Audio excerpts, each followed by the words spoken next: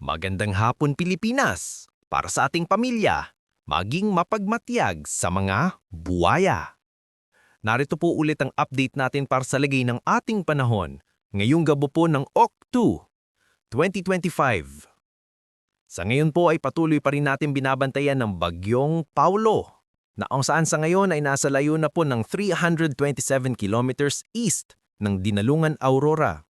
Nataglay po ang lakas ng hangin na umaabot po sa 75 kilometers per hour at bugso na 90 kilometers per hour at binigyan na rin po ng international name na Matmo. Sa ngayon po ay patuloy ang pagkilos pa west-northwestward sa bilis na 20 kilometers per hour at bukas posible na po itong magsimula ng tawirin ang Northern Luzon mula dyan sa may Isabela, Mountain Province at Ilocos Sur. Pero posible pa rin po na magbago ang track nito, bahagyang aangat o kaya po ay bahagyang bababa, ngulit pinakamaapektuhan pa rin ng malaking bahagi ng Northern Luzon habang tumatawid po ang bagyo, maging sa ilang bahagi ng Central Luzon and nearby areas.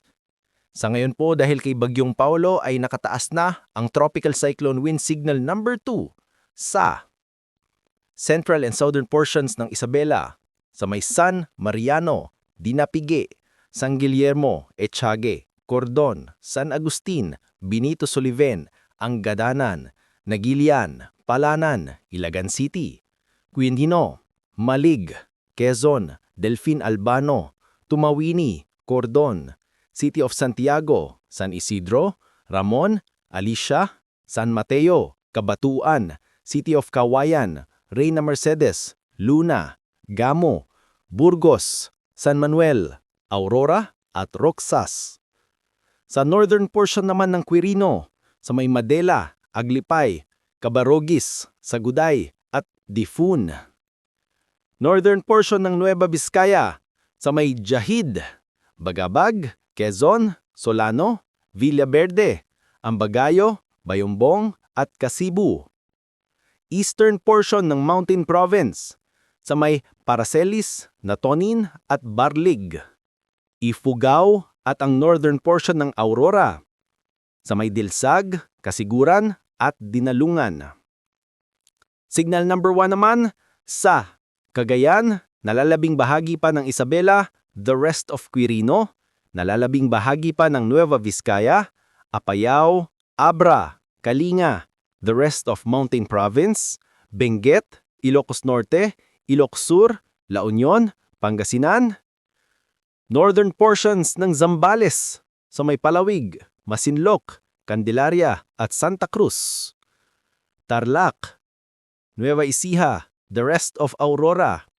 Northern portions ng Bulacan, sa may Doña Remedios Trinidad, San Miguel, San Ildefonso, Norsagaray at San Rafael. Northern portion ng Pampanga, sa may Magalang, Arayat, Candaba, Mabalacat City. Northern portion ng Quezon, sa may General Nakar, Infanta, kasama na po ang Polillo Islands. Northern portions ng Camarines Norte. Northern portions ng Camarines Sur, sa may Siruma, Tinambak, Lagunoy, Garchitorena, Caraamuan, Goa, San Jose, at sa Catanduanes. At sa nalalabing bahagi po ng ating bansa ay may mga tsansa pa rin ng mga isolated rains, kaya mag-ingat pa rin tayo sa posibleng mga banta po ng mga pagbaha at pagguho ng lupa.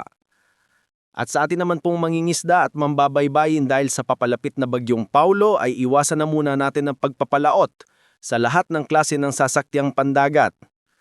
Sa mga may baybayin ng Isabela, hilagang baybayin ng Cagayan at extreme northern seaboard ng Aurora dahil ang mga alon po dyan ay aabot hanggang sa 5 to 6 meters high. Northern seaboard ng Cagayan, extreme northern seaboard ng Polillo Island, at sa mga baybayin po ng extreme northern Luzon dahil ang mga alon ay posible po na aabot hanggang sa 3 to 3.5 meters high. Kaya hanggat maaari ay iwasan na po muna natin ang pagpapalaot dyan sa mga may kulay pula para mas makaiwas sa mga sakunang pangkaragatan. Para sa isyong napanahon, dapat laging maging in for the nation. Here is our inspirational quotes of the day. Matuto kang magpahalaga sa taong gagawin ang lahat, huwag ka lang mawala. Isumbong ang mga buwaya. Ingat kabayan!